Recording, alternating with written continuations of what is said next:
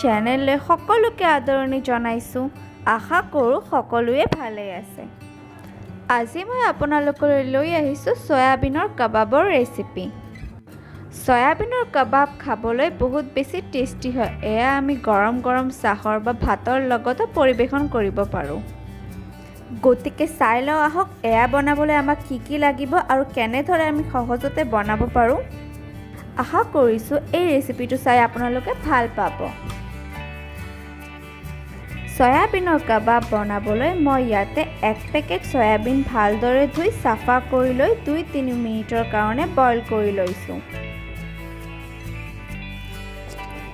2টা মিডিয়াম সাইজৰ পিঁয়াজ পাতলকৈ কাটি লৈছোঁ। 2টা কেঁচা জলকীয়া কাটি লৈছোঁ। 1 চামুচ আদা নহৰুৰ পেষ্ট লৈছোঁ।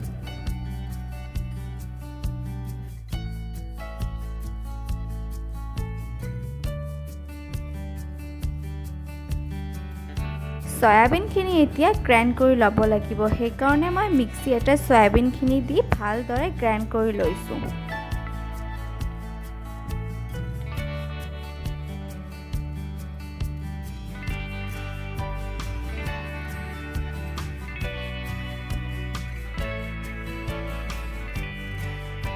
গ্ৰাইণ্ড কৰি ৰখা সয়াবিনখিনিত কাটি ৰখা পিঁয়াজ, কেঁচা জলকীয়া আৰু আদা নহৰুৰ পেষ্ট দি লৈছোঁ।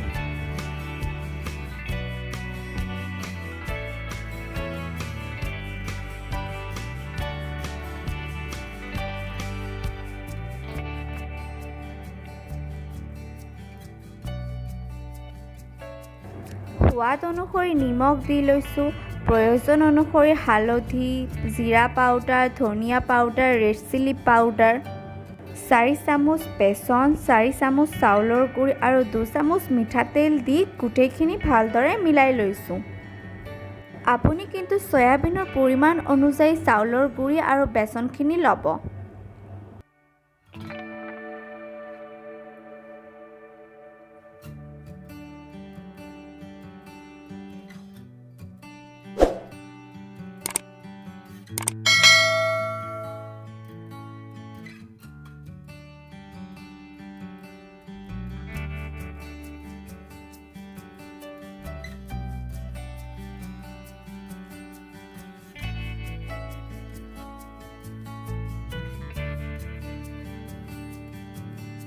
এতিয়া হাতত অকণমান মিঠাতেল লগাই এনেদৰে বনাই লৈছোঁ। আপুনি যেনেকৈ ইচ্ছা কৰে তেনেকৈ শ্বেপ দিব পাৰে। এনেদৰে গোটেইখিনি বনাই লৈছোঁ।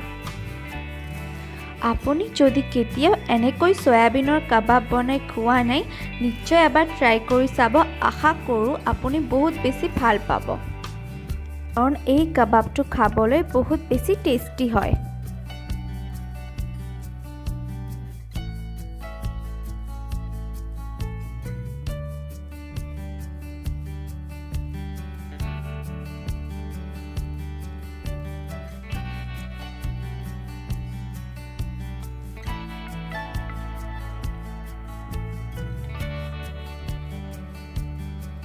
সয়াবিনৰ কাবাবখিনি ভাজিবলৈ কেৰাহীত ৰিফাইন তেল গৰম কৰি লৈছোঁ। আপুনি মিঠাতেলো দিব পাৰে।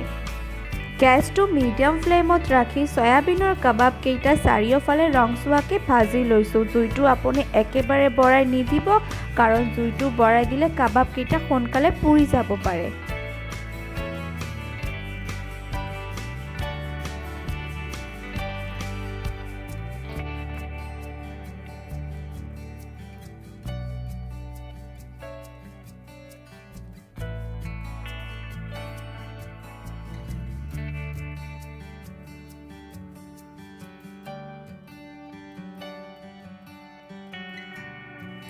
কাবাব কেইটা ভজা হৈ গৈছে। এই কাবাবৰ ৰেচিপি আলহী আহিলেও কেতিয়াবা তৎক্ষণাত বনাই দিব পাৰে।